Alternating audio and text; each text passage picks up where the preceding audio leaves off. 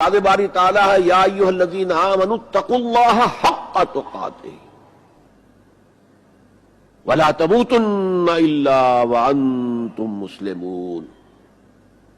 اے ایمان والو، اے ایمان کے دعوے دارو، اے ایمان کا اعلان کرنے والو، اللہ کا تقوی اختیار کرو جتنا کہ اس کے تقوی کا حق ہے، اور دیکھنا موت نہ آنے پائے مگر فرما برداری کی حالت میں۔ اے نبی ان سے کہہ دیجئے کہ اے لوگو، اگر تمہیں اپنے باپ اور اپنے بیٹے اور اپنے بھائی اور اپنے زوج، مرد کے لیے بیوی، بیوی کے لیے شوہر، اور اپنے رشتہ دار، اور اپنے وہ مال جو تم نے بڑے محنت سے جمع کیے ہیں، اور اپنے وہ کاروبار جن میں کساد کا، سد بازاری کا تمہیں خوف لاحق رہتا ہے، مندہ نہ ہو جائے، اور تمہارے وہ مکان جو تمہیں بہت محبوب ہیں، بہت سجایا ہے، بہت عمدہ فرنش کیا ہے، اعلیٰ ترین مکان بنایا ہے، اگر یہ 8 چیزیں زیادہ محبوب ہیں اللہ سے اور اس کے رسول سے اور اللہ کی راہ میں جہاد سے، فتربصوا، جاؤ، بیٹھے رہو، دفع ہو جاؤ، منتظر رہو، حتی یاتی اللہ بامرہ، یہاں تک کہ اللہ اپنا فیصلہ سنا دے۔ واللہ لا یہدی القوم الفاسقین، اللہ ایسے فاسقوں کو ہدایت نہیں دیتا۔ اتقوا النار الذی وقودها الناس والحجارہ، بچو اس آگ سے جس کا ایندھن بنیں گے انسان اور پتھر۔ یا ایھا الذین آمنوا قوا انفسکم واہلیکم نارا، اہل ایمان بچاؤ اپنے آپ کو اور اپنے اہل و عیال کو آگ سے۔ یہ زندگی ایک سفر ہے، ہماری منزل آخرت ہے۔ جیسے حضور نے فرمایا انما الدنیا خلقت لکم وانتم خلقتم للآخرہ، یہ دنیا تمہارے لیے بنائی گئی ہے، تمہارے لیے برتنے کا سامان ہے، لیکن تمہیں آخرت کے لیے بنایا گیا ہے، یہ تمہارا گھر نہیں ہے۔ اے لوگو، اے بنی آدم، اپنے اس رب کا تقوی اختیار کرو جس نے تمہیں ایک جان سے بنایا، اسی سے اس کا جوڑا بنایا، اور ان سے کثیر تعداد میں مردوں اور عورتوں کو زمین میں پھیلا دیا۔ یہ 600-650 کروڑ جو انسان آج دنیا میں ہے، یہ سب کون ہے؟ آدم اور حوا کی نسل سے۔ پھر اسی آیت میں دوبارہ واتقوا اللہ الذی تساءلون بہ والارحام، تقوی اختیار کرو اس اللہ کا جس کا ایک دوسرے کو واسطہ دیتے ہو۔ کوئی سائل مانگتا ہے تو اللہ کے نام پر مانگتا ہے۔ تم بھی جا کر اپنے کسی عزیز سے یا دوست سے کہتے ہو کسی کام کے لیے، بھائی یہ کام بہت ضروری ہے، اللہ کے لیے جلد از جلد اس کام کو کر دو، واسطہ اللہ کا۔ ایمان والو، اللہ کا تقوی اختیار کرو، اور دیکھو کل کے لیے کیا بھیج رہے ہو آگے۔ تمہارے اعمال جو جا رہے ہیں، جمع ہو رہے ہیں تمہارے نامہ اعمال میں، وہ اعمال کون سے ہیں، اچھے ہیں یا برے ہیں؟ اور اللہ کا تقوی اختیار کرو، اور دیکھو، جان لو وہ تمہارے اعمال سے باخبر ہے، بے خبر نہیں ہے۔ اتقوا اللہ ما استطعتم، اللہ کا تقوی اختیار کرو جتنا بھی تمہارے حد استطاعت میں ہے، امکانی حد تک اللہ کا تقوی اختیار کرو، پھر جان میں جانا ہے۔ آدمی اپنے مقدور بھر، اپنی ہمت کے مطابق تو کام کر سکتا ہے، لیکن اللہ کا حق ادا کرنا یہ کیسے ممکن ہے؟ وَلَا تَمُوتُنَّ إِلَّا وَأَنْتُمْ مُسْلِمُونَ، اور دیکھنا موت نہ آنے پائے مگر فرما برداری کی حالت میں۔ موت نافرمانی کی حالت میں کہیں نہ آ جائے تمہیں، وہ کوئی ضمانت تمہارے پاس نہیں ہے کہ تم کسی گناہ کا ارتکاب کر بھی چکو گے، پھر تمہیں توبہ کا وقت بھی مل جائے گا، پھر موت آئے گی، اس سے پہلے موت نہیں آ سکتی۔ کیا معلوم عین اس گناہ کے ارتکاب کے دوران موت آ جائے، وہ موت کیسی ہوگی؟ یہ ممکن نہیں ہے کہ کوئی شخص بدکاری کا ارتکاب کر رہا اور عین اسی فعل کے دوران موت آ جائے۔ اچھا، اب اگر آپ نے طے کر دیا نہیں مروں گا مگر حالت فرما برداری میں، اس کی ایک ہی شکل ہے، کوئی لمحہ بھی نافرمانی میں بسر نہ ہو، مبادا اسی لمحے موت آ جائے۔ ہر لمحے کا پہرا دیجئے، ہر ساعت کی پوری حفاظت کیجئے، کہیں نافرمانی کا کوئی ارتکاب نہ ہو اور عین اس حالت میں کہیں موت نہ آ جائے۔ کوئی زانی حالت ایمان میں زنا نہیں کرتا، جب وہ زنا کر رہا ہوتا ایمان اس کے دل سے نکل کر اوپر سر پر منڈلاتا رہتا۔ کوئی چور حالت ایمان میں چوری نہیں کرتا، ولا یسرق السارق حین یسرق وہو مؤمن، کوئی شرابی حالت ایمان میں شراب نہیں پی سکتا، ولا یشرب الخمر حین یشرب وهو مؤمن. اگر ایمان بھی ہو دل میں اور یہ حرکات بھی ہو رہی ہو تو وہ ایمان 2 پیسے کا نہیں 2 ٹکے کا نہیں. کیا اس ایمان کی قیمت ہے؟ کیا قدر و قیمت ہے اس کی؟ اب اگر عین اسی حالت کے اندر موت آ گئی تو یہ تو خلوع ایمان ہے، ایمان کا خالی ہو جانا ہے. تقوی اختیار کرو اور اللہ تعالیٰ کی پوری فرما برداری اختیار کرو. کوئی لمحہ تمہارا نافرمانی میں نہ گزرے. اب واعتصموا بحبل اللہ جمیعا ولا تفرقوا، چمٹ جاؤ اللہ کی رسی کے ساتھ مل جل کر اور تفرقے میں نہ پڑو. پیارے انداز میں ایک حدیث میں واقعہ بیان ہوا ہے. حضور صلی اللہ علیہ وسلم اپنے حجرے سے برآمد ہوئے اور آپ نے دیکھا ایک کونے میں کچھ لوگ قرآن مجید کا مذاکرہ کر رہے ہیں، سمجھ رہے ہیں، سمجھا رہے ہیں. حضور کے چہرے پر بشاشت، خوشی کے، مسرت کے آثار ظاہر ہوئے.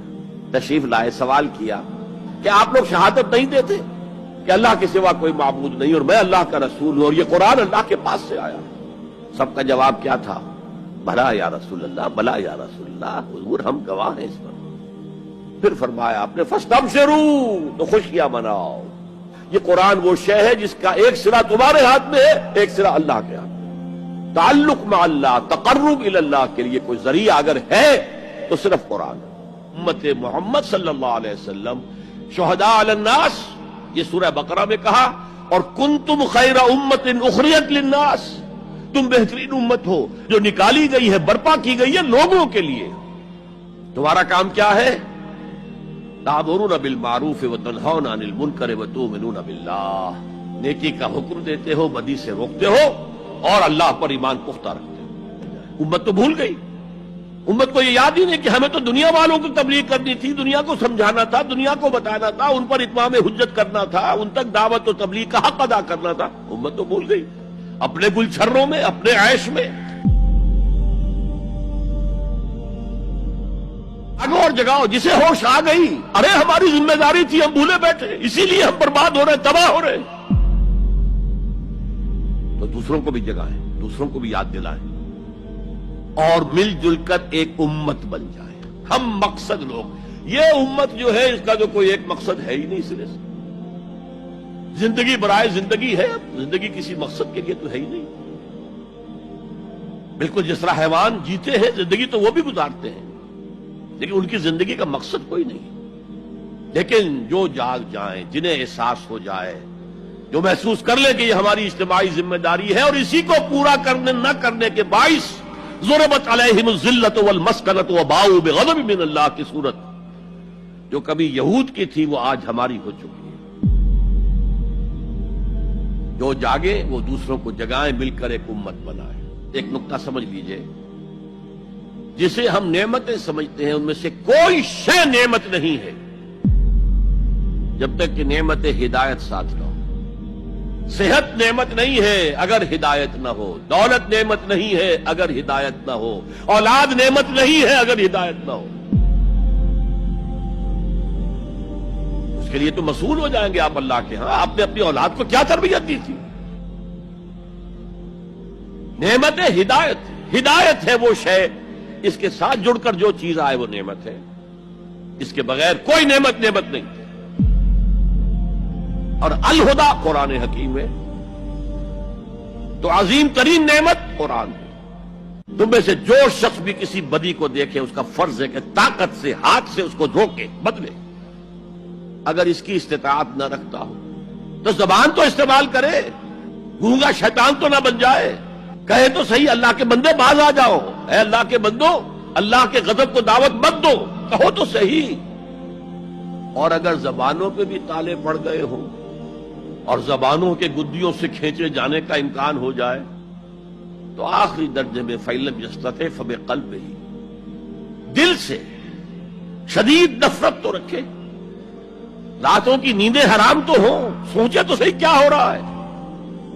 ہمارے اندر شدید نفرت تو ہو. اگر یہ نفرت بھی نہیں ہے، اگر بے چینی بھی نہیں ہے، کوئی کڑھن بھی نہیں ہے، فرمایا ذالک اضعف الایمان، یہ ایمان کا کمزور ترین درجہ ہے. کیا مانی؟ اس کے بعد پھر ایمان نہیں ہے.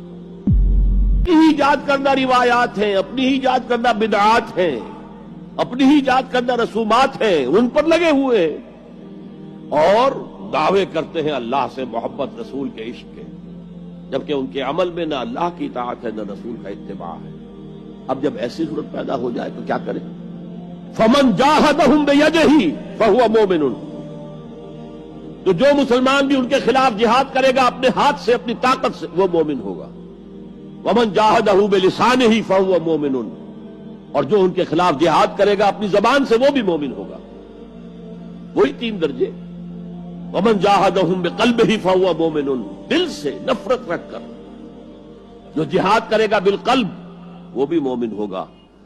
فما وراء ذلک من الایمان حبۃ خردل، اس کے بعد تو ایمان رائی کے دانے کے برابر بھی نہیں ہے۔ سوئی ہوئی امت جسے اپنی ذمہ داری کا احساس ہی نہیں، جسے یاد ہی نہیں، جو بھول گئی، اس کا حال یہ ہے کہ وائے ناکامی متاع کارواں جاتا رہا، کارواں کے دل سے احساس زیاں جاتا رہا۔ اور وہ امت پوری طرح مطمئن ہے ہمارے لیے تو شفاعت ہو ہی جانی ہے۔ سیغفر لنا، ہمیں تو بخش ہی دیا جائے گا۔